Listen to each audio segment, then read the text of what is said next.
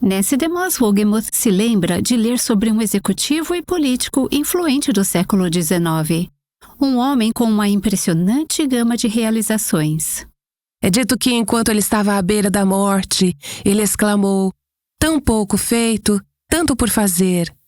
Isso soa como algo que eu frequentemente digo ao final do dia. Será que é assim que pensaremos ao chegar ao final de nossas vidas? Tão pouco feito, tanto por fazer.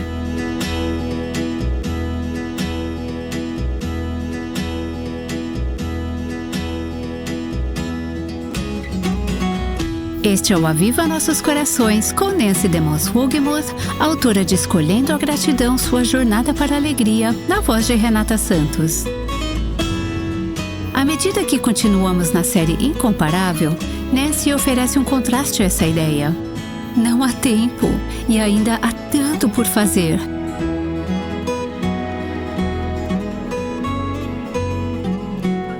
Hoje, ao considerarmos a sexta das 7 palavras que Cristo falou na cruz, veremos um final muito diferente para a vida e o ministério de Jesus, em comparação com muitos outros que chegam ao final de suas vidas, lamentando situações não resolvidas.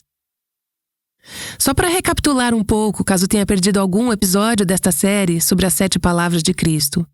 As primeiras 3 palavras que Jesus falou na cruz foram palavras de ministério para os outros.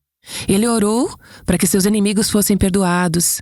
Ele deu uma palavra de garantia ao ladrão arrependido e quebrantado, e então ele expressou cuidado e preocupação com sua mãe, viúva. Ele estava focado em quem estava ao seu redor e em como podia ministrar em suas vidas. É incrível pensar que Jesus fez isso enquanto era torturado e crucificado por pecados que não cometeu. Mas esse é o coração do nosso Salvador, incomparável. Depois vimos o 4º clamor, que foi um clamor de angústia espiritual. Deus meu, por que me desamparaste? Enquanto Jesus mergulhava na parte mais profunda e misteriosa de seu sofrimento na cruz, ele foi abandonado, deixado pelo seu Pai.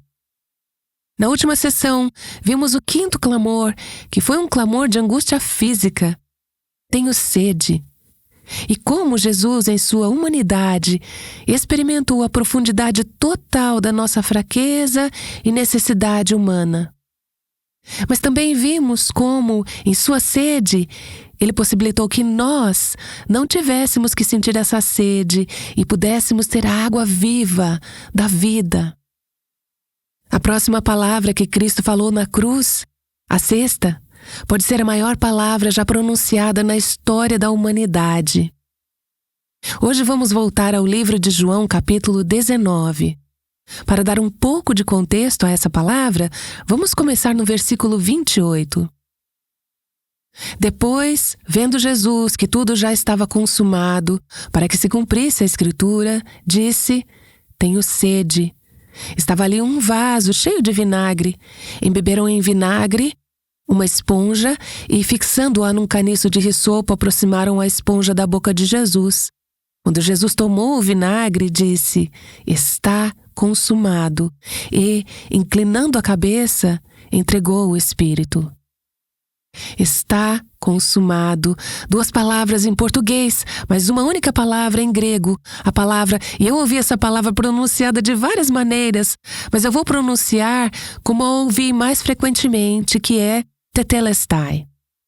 É uma palavra que significa realizado, cumprido, terminado. Não é apenas que você termina algo, como você não o fizesse mais, mas significa trazer à perfeição, alcançar o objetivo desejado. Está concluído. O que você se propôs a fazer foi cumprido. Tetelestai. Esse clamor de Cristo na cruz não foi um clamor de derrota ou desespero. Pode soar de diferentes maneiras, dependendo de como lemos e interpretamos o que estava acontecendo ali. Poderíamos dizer: ufa, está terminado, como se fosse apenas um alívio de que tudo acabou. Ou poderíamos ter um grito desesperado: está terminado, mas eu estou tão destruído por tudo isso. Poderia ser um clamor de derrota ou desespero, como fui derrotado. Mas não há nada disso nesse clamor. Na verdade, não veremos isso neste relato de João. Ele disse, está consumado. Mas, se verificarmos os relatos paralelos em Mateus e Marcos, lemos um pouco mais sobre como ele disse tetelestai, está consumado. A versão de Mateus nos diz que, Mateus 27, e Jesus, clamando outra vez em alta voz, entregou o Espírito. O que ele disse com aquela voz forte, quando juntamos todos esses relatos, foi tetelestai, está consumado. E longe de ser um clamor de derrota ou desespero, foi um clamor de triunfo, um grito de júbilo. Foi o grito de um vencedor. Como Charles Spurgeon disse sobre essa palavra de Cristo na cruz, seriam necessárias todas as outras palavras que já foram ou poderão ser ditas para explicar esta palavra. É profunda, eu não consigo compreendê-la. Se Charles Spurgeon disse que não havia linguagem para explicar essa palavra e era muito profunda para ele compreender, eu posso te dizer que nos próximos 20 minutos eu não vou conseguir entender essa palavra, ou na próxima vida vou fazer o melhor que eu posso para te dar alguns frutos do meu próprio estudo e meditação, para te dar uma visão do que Cristo quis dizer quando ele disse, está consumado. A maneira como eu gostaria de fazer isso é perguntando, o que foi consumado naquele momento? O que foi concluído? Está consumado. O que é isso? O que foi consumado? Gostaria de sugerir várias coisas que foram concluídas, ao que Cristo talvez estivesse se referindo quando ele disse tetelestai, está consumado. Primeiro de tudo, todas as profecias do Antigo Testamento sobre a vida e ministério terreno de Jesus foram cumpridas, completadas e realizadas. Todas aquelas profecias messiânicas, Isaías 53, Salmo 22, Salmo 69, centenas delas sobre o nascimento, vida, ministério e morte de Jesus, foram cumpridas, foram completadas, foram realizadas em Cristo. Tetelestai, está consumado. Vemos que Jesus havia terminado a obra que Deus o enviou para realizar nesta terra. As primeiras palavras registradas que temos de Jesus, lembram-se quais eram? Falamos sobre elas no início desta série. Foram no templo, quando ele tinha 12 anos. Lembra o que Jesus disse? Ele disse aos seus pais que o procuravam desesperadamente. Não sabiam que eu tinha de estar na casa de meu pai? Ele estava provavelmente envolvido nesse trabalho, mas estava falando sobre o seu pai, meu Pai Celestial. Eu devo estar tratando dos negócios de meu pai. Bem, agora mais de 20 anos depois, Jesus tinha 33 anos e na cruz ele estava dizendo que havia completado cada tarefa que Deus lhe havia dado. Ele havia curado cada pessoa que deveria curar. Ele havia transmitido cada mensagem que deveria transmitir. Ele havia cumprido cada profecia em relação ao seu ministério terreno. Seu trabalho de vida na terra estava concluído. Ele não estava morrendo como um fracassado, com uma longa lista de tarefas que não conseguiu terminar. Ele havia cumprido inteiramente o propósito pelo qual veio à terra. É por isso que ele foi capaz de dizer, perto do final da sua vida, em João 17, apenas 2 capítulos antes, eu te glorifiquei na terra, realizando a obra que me deste para fazer. Tetelestai, está consumado. A propósito, eu frequentemente penso que esse versículo seria a minha meta na vida. E isso é poder dizer no final da minha vida, eu te glorifiquei na terra, eu terminei a obra que me deste para fazer. Eu sei que nunca conseguirei terminar todo todo o trabalho que outras pessoas têm para mim. Nunca conseguirei concluir todas as coisas da minha lista de tarefas, mas eu gostaria de poder dizer que, pela graça de Deus, eu terminei a obra que Ele me deu para fazer. Se eu poderei ou não dizer isso, não sei, mas Jesus pôde dizer: Ele terminou a obra que Deus lhe deu para fazer. Tetelestai. Vemos que o seu sofrimento havia terminado. O Pai havia dado a Jesus um cálice de sofrimento para beber. Desde o momento em que ele deixou a glória do céu para vir a esta terra, ele bebia desse cálice. Ele nasceu em um estábulo. Parte do cálice do sofrimento, quando sabemos de onde ele veio e onde viveu naqueles palácios de marfim no céu. Ele foi perseguido por Herodes. Sua família foi forçada a fugir para o Egito quando ele era ainda um bebê. Ele experimentou o que é estar cansado, solitário e com fome. Ele foi rejeitado, marginalizado e ridicularizado. Tudo parte do cálice de sofrimento que seu pai lhe deu para beber. Ele foi traído e abandonado por seus seguidores mais próximos. Ele foi julgado injustamente, cruelmente espancado, pregado na cruz, separado de seu pai, punido, esmagado por seu pai por causa de nossos pecados. Ele esgotou todo o cálice de sofrimento e agora não restava uma gota sequer. Ele havia terminado tudo. Tetelestai, está consumado. Isso deve nos consolar quando pensamos que, porque ele bebeu esse cálice e ele suportou o sofrimento eterno que merecíamos por nossos pecados, temos a garantia de que um dia todo o nosso sofrimento terreno será encerrado, físico, emocional, relacional, todo esse sofrimento. Um dia poderemos dizer: está consumado. Não haverá mais choro, não haverá mais dor, não haverá mais tristeza, não haverá mais morte, nada disso. Está consumado. E estará consumado para nós esse sofrimento, porque Jesus foi para a cruz e bebeu todo o cálice de sofrimento que o Pai lhe deu por causa dos nossos pecados. O que mais foi consumado? Bem, aqui está algo. A dívida do pecado foi paga em sua totalidade. A dívida do pecado foi paga em sua totalidade. Arqueólogos desenterraram artigos recebidos de impostos e contas de venda datados da época de Jesus.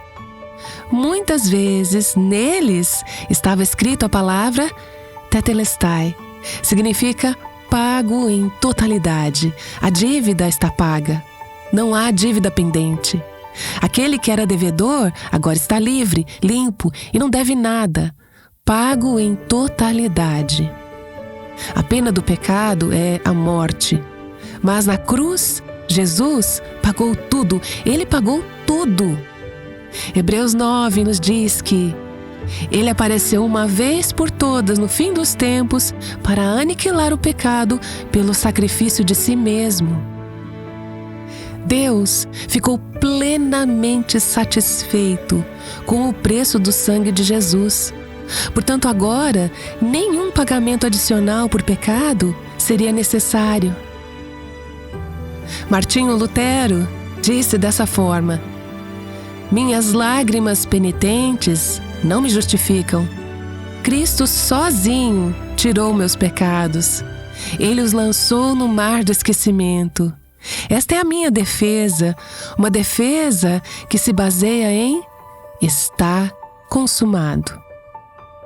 Tetelestai, a dívida do pecado foi paga em sua totalidade. A tempestade da ira de Deus foi esgotada.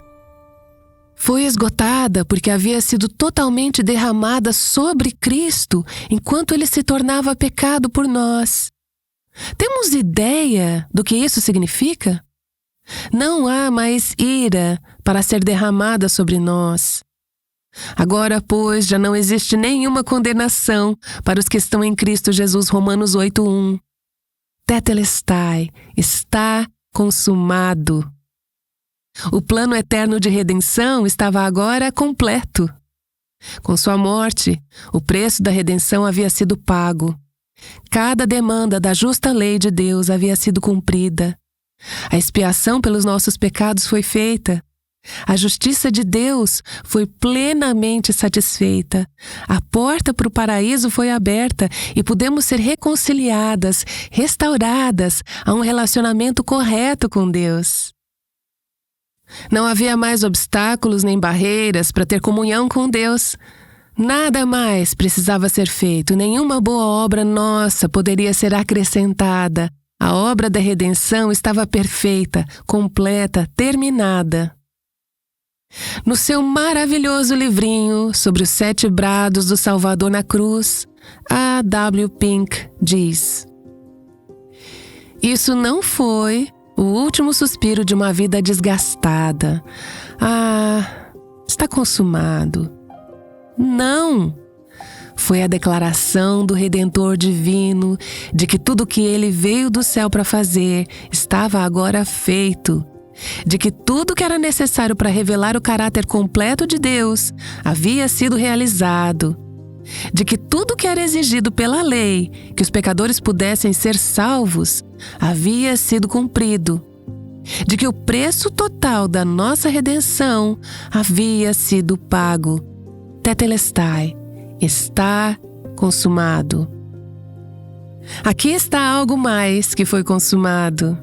E isso está tudo interligado. O antigo pacto foi terminado. O antigo pacto consistia, como sabemos, em todo tipo de sacrifícios, facetas, símbolos. Talvez um dia façamos uma série inteira sobre isso. Eu vou ler alguns trechos de Hebreus, capítulo 9, que fala sobre esse antigo pacto e o que aconteceu com ele quando Cristo veio. Ora, a primeira aliança, o Antigo Testamento, o Antigo Pacto, também tinha preceitos de culto divino e o seu santuário terrestre, o templo, o tabernáculo. Os sacerdotes entram continuamente no primeiro tabernáculo para realizar os serviços sagrados. Se oferecem dons e sacrifícios, embora estes, no que diz respeito à consciência, sejam ineficazes para aperfeiçoar aquele que presta culto, pois não passam de ordenanças da carne, baseadas somente em comidas, bebidas e diversas cerimônias de purificação, impostas até o tempo oportuno de reforma. Quando, porém, Cristo veio como sumo sacerdote dos bens já realizados, mediante o maior e mais perfeito tabernáculo, não feito por mãos humanas, quer dizer, não desta criação, e não pelo sangue de bodes e bezerros, mas pelo seu próprio sangue, ele entrou no santuário, uma vez por todas, e obteve uma eterna redenção. Em Cristo, todos aqueles tipos, figuras, facetas e símbolos do Antigo Testamento foram cumpridos.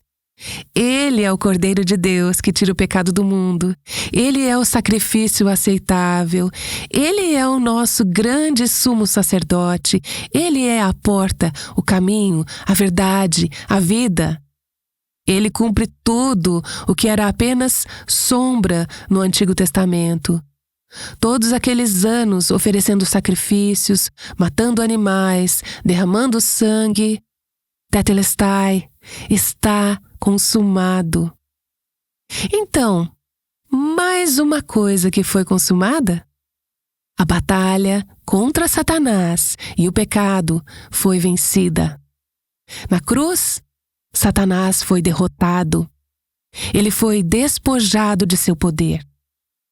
A cruz foi o momento em que Satanás pensou que havia alcançado sua maior vitória.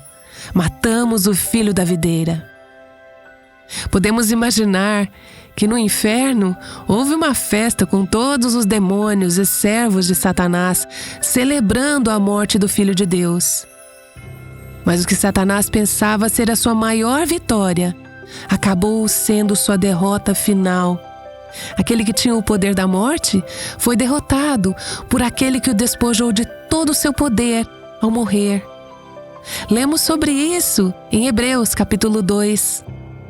para que por sua morte destruísse aquele que tem o poder da morte, a saber, o diabo, e livrasse todos os que, pelo pavor da morte, estavam sujeitos à escravidão por toda a vida. A morte de Cristo na cruz foi o cumprimento daquela primeira promessa do Evangelho, aquela promessa em Gênesis 3,16, onde Deus disse à serpente, estou parafraseando aqui um pouco, tá? Você ferirá o calcanhar da descendência da mulher, ele diz isso a Satanás, mas ele ferirá a sua cabeça.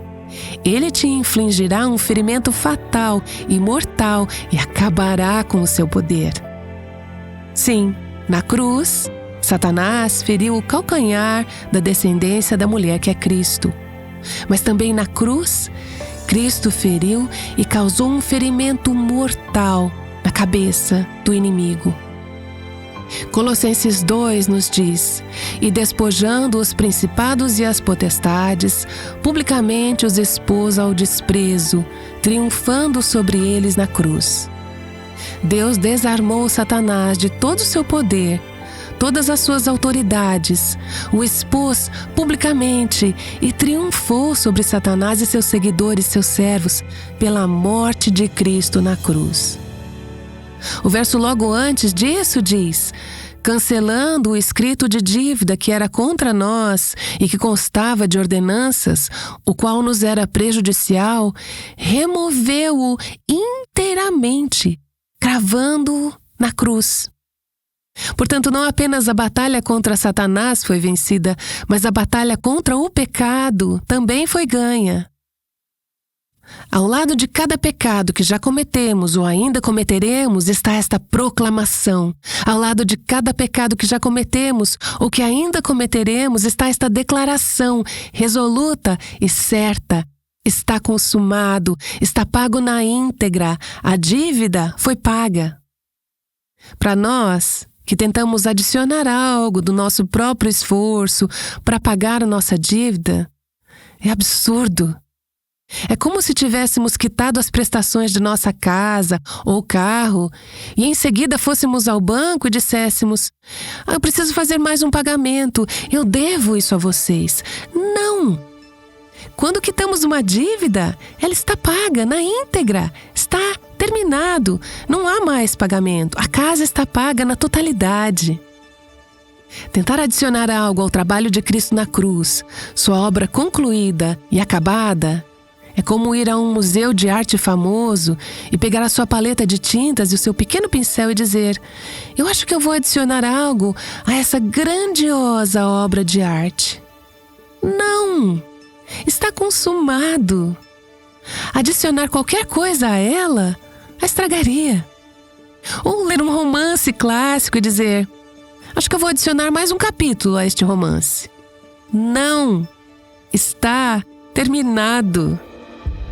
Essas são ilustrações pequenas e fracas para essa grande verdade de que Cristo pagou tudo.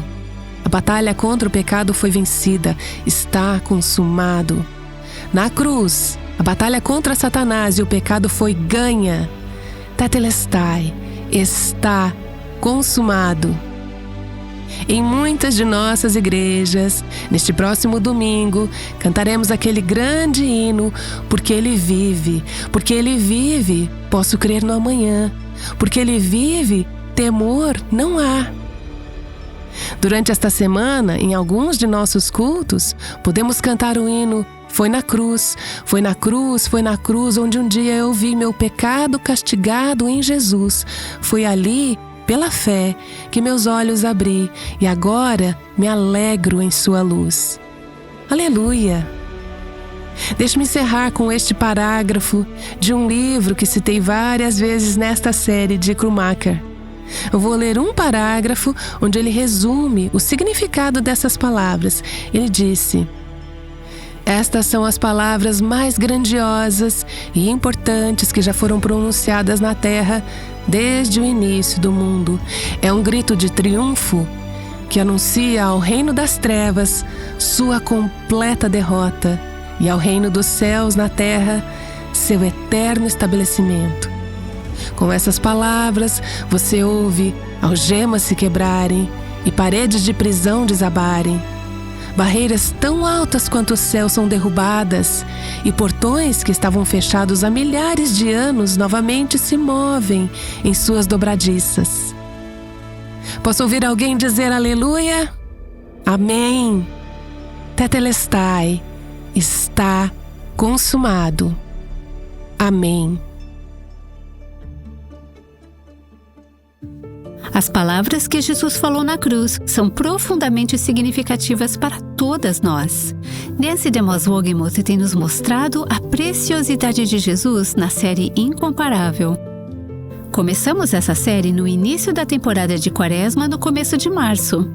Espero que você continue ouvindo todos os dias nessa semana e na próxima. Caso tenha perdido parte, acesse o nosso site e tenha acesso a todos os episódios anteriores, avivanossoscorações.com. Bem, a morte causou grande medo por gerações, mas há uma maneira certa de escapar do medo da morte. Você descobrirá quando estudar o modo como Jesus morreu. E podemos confiar nosso espírito à sua proteção. Depois que este corpo mortal estiver a 6 palmos debaixo da terra, podemos saber que nosso espírito foi para estar com Deus por causa do que Jesus fez lá no Calvário. Para aqueles que morrem sem Cristo, como diz Hebreus 10, horrível coisa é cair nas mãos do Deus vivo. Mas é algo alegre e pacífico ter nossos corações e vidas entregues nas mãos de Deus, dizendo que confiamos em Cristo como nosso Salvador. Aguardamos você amanhã aqui no Aviva Nossos Corações. O Aviva Nossos Corações é um ministério em língua portuguesa do Revive Our Hearts, com Nancy DeMoss Wogemuth, chamando as mulheres à liberdade, à plenitude e à abundância em Cristo.